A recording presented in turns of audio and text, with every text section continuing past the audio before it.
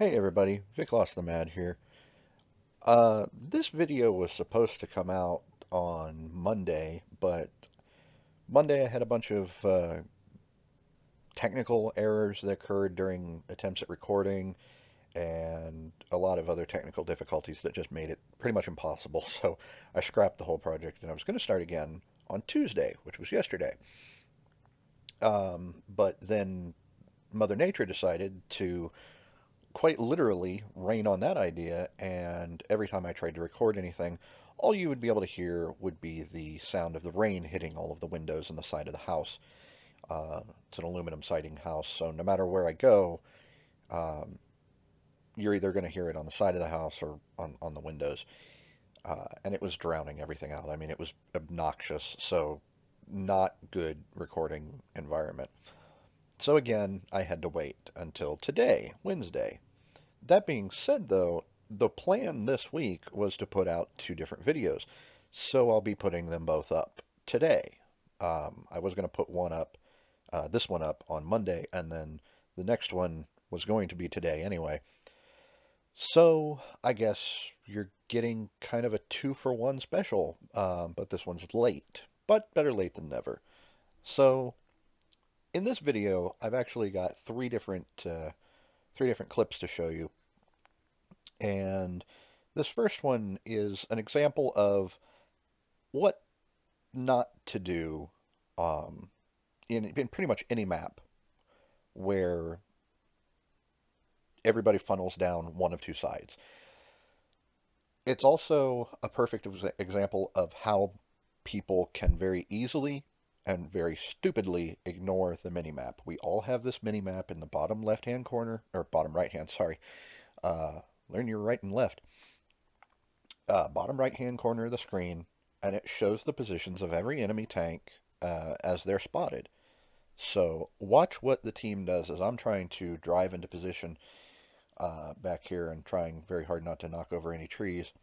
But watch what happens when targets start lighting up. And I'll blow up the map a little bit more here so that you can see. Excuse me. I'm going to get into position over here along the side of the map in the bushes, and I think that it's pretty good. But look at where everybody's going. We've got a couple of heavy tanks that think that they're snipers and they're going to camp the field. And there's one. The enemy team has 5 heavy tanks. There's number 2, and they're all coming down that side road.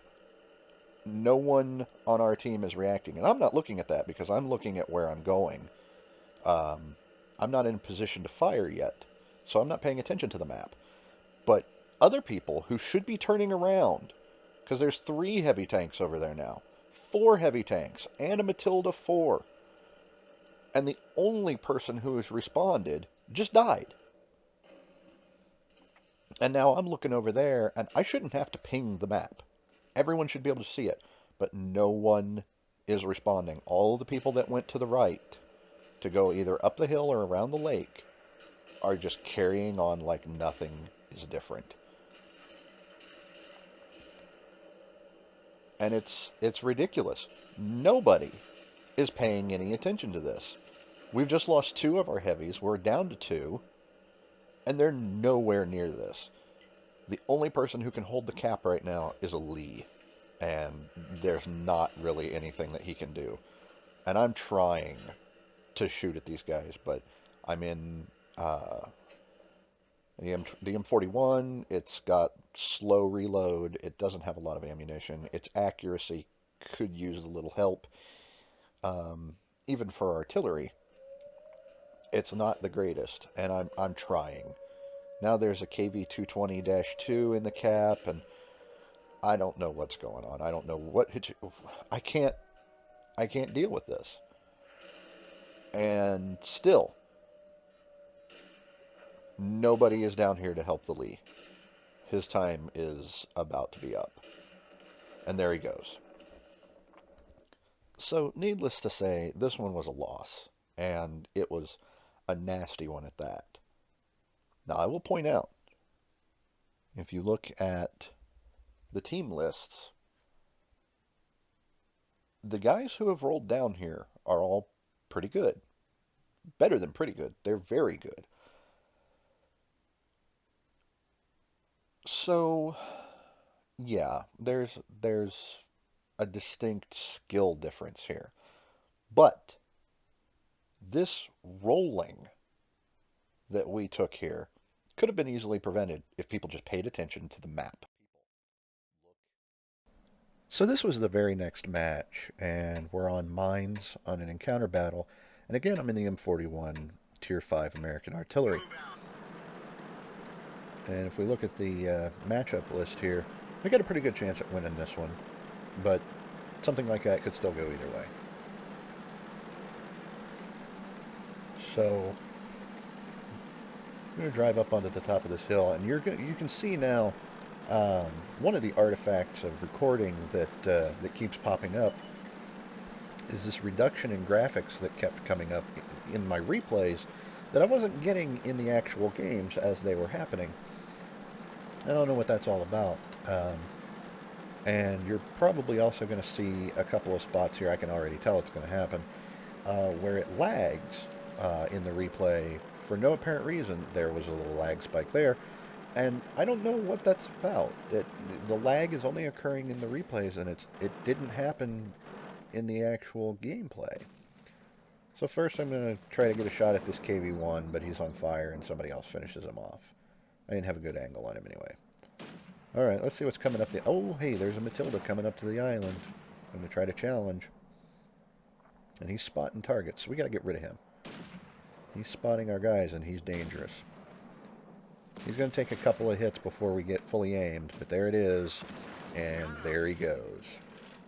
So we finished him off. Kind of a waste of a shot, but we got rid of him. Now it's just up to them to get rid of that Crusader, so they're not lit up anymore. This Churchill's threatening our ST. ST puts a decent shot into the side of him. Churchill responds in kind, but Churchill's not a problem anymore. He pretty much got vaporized. And I know there's some people out there who are watching this who are going, oh yeah, but you're in an artillery. Artillery's overpowered. Of course you're going to one-shot him. Well, first of all, that was a very well-armored heavy tank. Secondly, that shot still very easily could have missed, just like that one. And that KV-1S has pretty decent armor as well. I hit him from the side, whereas I hit the Churchill from the front. And look at it, the KV-1S is still alive. And I'm waiting on the reload, trying to finish my work, but somebody else is going to get him. Watch this. This is so close. Take the shot. There's the hit that killed him, and my shot lands right behind him right afterwards. That splash damage would have been enough to finish him off. So now we're going to take out this T-34. All he's got to do is stay in cover. And he was up until right there. He's going to disappear before my reload is done, but then the ST rolls forward and spots him. I'm going to drop a shot. Lands behind him. Splash damage takes his tracks off. He uses a repair kit. Keeps on rolling. Our ST is almost finished. But he does the job and finishes him off.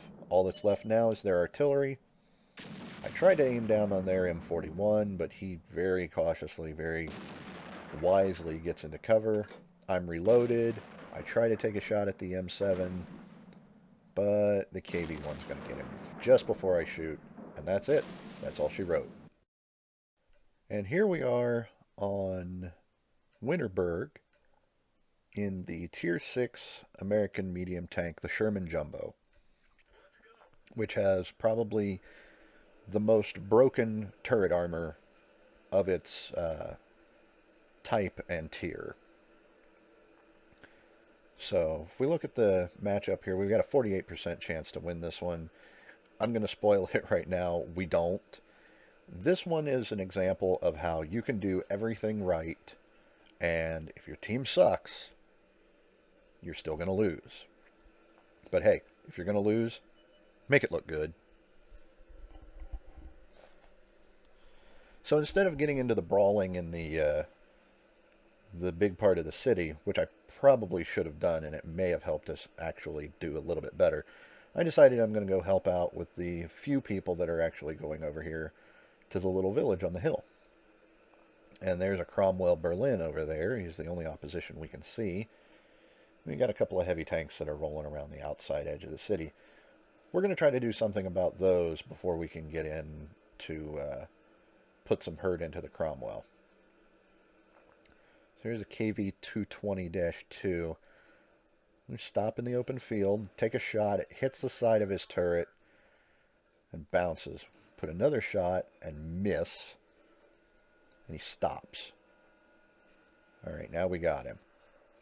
Track seat that one. So we aim a little bit higher and a little further back. Put it into his engine deck, set him on fire, and he burns to death. All right, well, there's our first victim. Now let's proceed on and try to get this this village. It's 2-2, so everything's even right now. They're putting in a good fight against that Cromwell, but he's winning right now. And there's some more of that lag that I don't know where it came from. And the graphics quality is still in the toilet. So we're hunting that Cromwell. And I'm hoping that I don't get shot at by some kind of ninja down there. Some kind of ninja tank destroyer. We're going to take a shot at this KV-1. Miss. He's at really long range. And he moves out of our line of fire. All right. As we're looking for the Cromwell, we see this T-150. There's the Cromwell. We got a shot at him.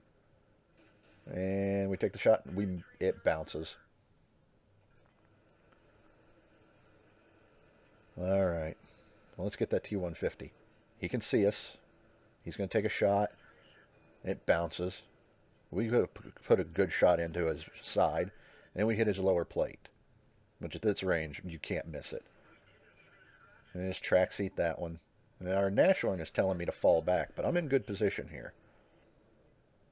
I just need to watch my back, make sure that Cromwell doesn't come up behind me.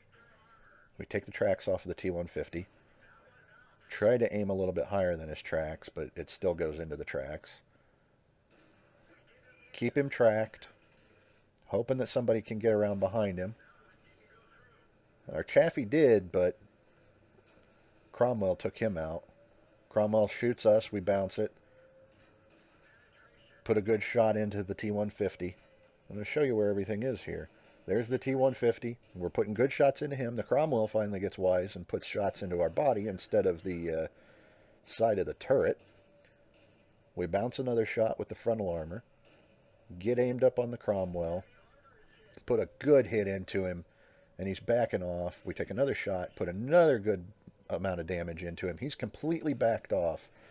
And then where did that come from? Oh, there's that 220-2 that we didn't think about before. So that's how that one ended for me, and that was pretty much it, because they just capped. So that was the end of that match. And I wish we could have got a win out of that one. I did what I could. Probably, like I said before, probably would have served the team better if I'd have gone into the city. But I felt pretty good about my performance, having bounced having bounced so many shots and 1,000 damage being blocked, getting into position, taking out the T-150. This replay just proves to me the absolute toughness of this Tier 6 medium tank. The only thing that keeps this tank from being my favorite tank in my garage is its ridiculous repair cost. When I get blown up, if I haven't done at least 500 damage, I'm losing money. This thing hemorrhages credits consistently. So, but when I do good, I do really good. And I'd like to show you the post-battle results, but the server went down for maintenance right after this. So I didn't get to look at the numbers, and I haven't uploaded this to World of Tanks replays yet. to go back in and look, and I really don't care that much because the results were not that great, so I don't think I need to really upload it. I can see that I did 1,000 damage, over 1,000 damage, blocked 1,000 damage. Um, Only two out of the four APCR rounds that hit me actually did any damage. It looks like artillery got a good shot into me there for 412. Um, or no, I'm sorry. That 412 was from that high explosive hit from the 220-2. So yeah, it could have been better, but I'm still happy with what happened. So I hope you enjoyed this, and I'll see you next time.